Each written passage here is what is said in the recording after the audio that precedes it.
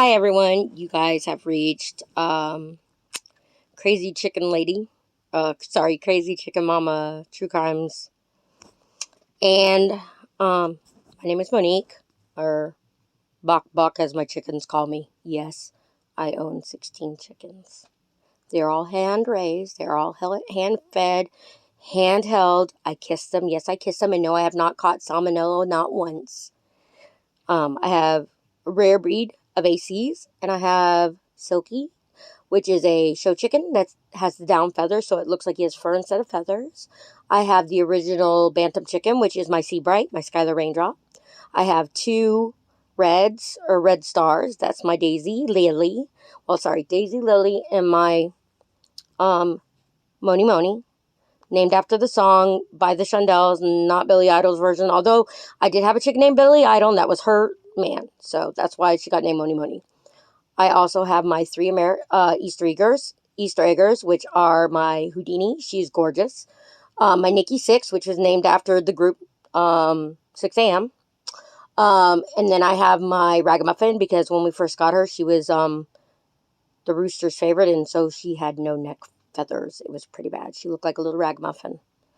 Then I have my ACs, which I cannot pronounce them, but they're all black chickens, including their organs, their skin, their beaks, their legs, and their blood is so dark that it's black, almost black looking. I have my Grim Reaper, because he is a black chicken. I have yes, I named my chicken this, Princess Sugar Cube. Yes, my black chicken's named Sugar Cube. I have Prince Branch Gristle. I have Troublemaker Pain in My Butt, and yes, that is his full name. Yes, my chickens have long names. I then have my Peppercorn Chip and my Jade Onyx. And then I have a Welsummer. Her name is Bridget. She's a mama's girl, but it's Bridget Marie. And then I have my Red Speckled Wyandotte, which is Poppy, her best friend. I am going to discuss the Summer Wells case. I figured I'd give you a name of all my chickens so that way you can understand why I'm called the Crazy Chicken Mama. You can fast forward this to 2 minutes if you need to. I probably should have put that in the front, but I still don't know how to do that yet, guys. Sorry. But I want to discuss a very scary thought. And yes, this is my coloring book today, not my Squishmallows. I try to cover it so that, Facebook or YouTube wouldn't demonetize me. Is that what they say? But this is a not liked thought. The Wells being innocent. Now, before you guys go crazy on hate comments, rest assured, I believe they are guilty. And there's no doubt in my mind. However, I do have to be the devil's advocate because I am a Libra. Well, I'm the day before Scorpion, so I'm a moody Libra, but I weigh everything out. And I started thinking about it the other day when I was listening to Michelle After Dark, or Michelle Walks. It might have been Michelle Walks. I can't remember which channel it was on hers. She's amazing. If you have not seen her, go subscribe to her. She's amazing. She doesn't play games. She sticks to the facts. She's very knowledgeable in crime. She lost her son, who was an older when he passed away. I've lost 2 girls 5 months apart, as I said in my previous video. But she sticks to the facts, and she looks at all aspects, which is what I am trying to do right now. Be like her. I want to look at all aspects. What if the Wells are innocent? Now, like I said, don't get upset yet, and don't start writing your hate stuff in the comments. Just listen to me first, and then you can write your hate stuff in the comment, okay? That's fine. But what if Candace is innocent in one aspect? What if, because of the drugs that Candace was on, which we all know she does drugs and she drinks, what if because she was too high and or too drunk, she honestly doesn't know the timeline? She honestly doesn't know what happened that day, and she honestly doesn't know what time Summer went missing. If we think about it, it's a scary thought. And I firmly believe they're guilty, but it's something that has been bugging me a little bit. What if Candace was bad at the time because she doesn't really know, because she was high or drunk? And what if she fell asleep when they got home? And Summer got taken while she was asleep. And what if that guy, Don, that has the child pornography, took Summer because he saw her outside by herself? Or somebody else in the hollow? How are we to know for sure? Granted, yes, their behavior is sucky at best as parents. And yes, they are abusive, and they should be charged with child abuse and neglect because they have been proven abusers because their boys were taken. Therefore, they should have some charges for that alone, okay? But what if they really are innocent? And it's something I don't even like thinking about, but honestly, what if Candace is innocent of Summer going missing per se? Like, as in, the reason why the timeline don't make sense and the reason why the places she went doesn't make sense is because she was high. And it's all distorted because of it. And the reason why, when she finally did get online 2 weeks after Summer went missing, maybe it's because she went on a drug binge because she was so upset that her daughter was missing. And drugs do mute your emotions. They do. People do drugs. I had a friend that was an addict. They do drugs to numb the pain. That's why they didn't show any emotions on the interviews. That's why they seem like they don't care. Because they're high, because they can't handle the pain they're going through. Now, I'm not saying that is the case, y'all. But I'm just saying, as scary as it is to comprehend, that could very well be the case, you guys. It could very well be the case. Now, yeah, there's some instances that just don't coincide with that. But if you think about it, as much as it's terrifying, it could be that she really is innocent. And we as the public have condemned her because of their behavior, but we didn't look at the deeper picture. And the deeper picture is they're addicts and drunks. Alcohol and drugs numb pain. Change your outlook. Change your prospect on time. Could that possibly be why she is innocent? And why, even though, yes, she's guilty of neglect for doing those things while having children, she's innocent in the fact that she had nothing to do with Summer going missing. And maybe that's why they passed the polygraph. Because they, honest to God, had nothing to do with it. That, yes, you guys, is a scary thought. But it's something I want to put out there into YouTube land. Maybe they really are innocent. And maybe the drugs are the things that are making them look guilty. And it would stand to reason the drugs and the alcohol are what makes them look guilty. Because it numbs the pain. It makes them act rash, stupid, crazy, etc. Or non-emotional.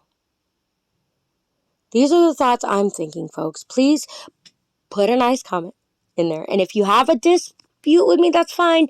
But let's be nice. Let's not be ugly when we post things because it's kind of pointless. I mean, I'm just putting out what I think another option of Summer going missing could possibly be. And I was telling my fiance about it, and I was like, I hate saying this. I hate saying this. I hate saying this. But he was like, you're right. He's like, you're absolutely right. That could very well be the case. Drugs and alcohol numb the pain. He was an alcoholic for 20 years until we finally got together because we were in love for 20 years. And he stopped drinking. But he knows what drugs and alcohol can do. They numb the pain. They numb your reaction.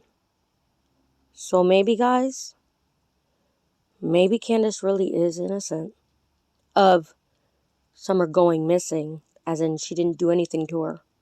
Not the neglect that led to Summer missing. Please don't get me mixed up on that one. I'd like to hear what your guys' comments are, or what you think about it. Like I said, I'm newly doing this, so I'm not doing everything accurately, and I can't insert pictures yet. My brother's going to help me with that because he's better at things like that than me. But please like. You don't have to subscribe or anything. I'm new to this. I literally have the entire encyclopedia of serial killers, so yeah, I have plenty more cases for y'all. But Summer Wells is the closest to my case, and I'm going to go into detail why real quick. Well, as quick as I can. In 1995, I lost 2 daughters 5 months apart. I was 4 months pregnant on February 14th of 1995 when my OBGY doctor told me, Dr. Sharp, that my daughter had anencephalic, which is when they have a brain stem but not a brain, and that her medical, which was a neurological tube defect, because of this, she could not sustain life. And because I free bleed when I'm in labor, if I were to miscarry her at home, I could bleed to death. So we scheduled, and I delivered my daughter alive at 9:08 p.m. on February 15, 1995. She weighed 76 grams and was 7 inches long, and she took her last breath in my arms. I named her Michelle Ann Alyssa Holt. 5 months later, my firstborn daughter, Ashley Elizabeth Holt, on July 8th, 1995, my ex-husband, Joseph Holt, dropped my then 20-month-old daughter into Lake Apopka in Apopka, Florida, from the roof of our house. I'm sorry, it still makes me cry. My little girl, Ashley, drowned. And on July 9th, she took her last breath. Michelle's was cremated, so my dad put Michelle's ashes in with Ashley because I was hospitalized, and rightly so. And my 2 little girls are buried together in an unmarked grave in Orlando, Florida. Sorry, guys. And I can't afford to go see her because I live in Milton, Florida, which is in the Panhandle of Florida. And it's hard because she has an unmarked grave. They have an unmarked grave. 2 months after I lost Ashley, my then husband Joseph raped me maritally, and I got pregnant with my youngest daughter, my daughter Clarissa Marie Holt Rivera. And my daughter gave me 3 beautiful grandsons. I have a 9-year-old grandson, a 5-year-old autistic grandson who is the light of my life, and a 4-year-old grandson. And I love all my babies the same. But that is why the Summer Wells case is so close to my heart. The way she was reminded me so much of my oldest daughter, Ashley.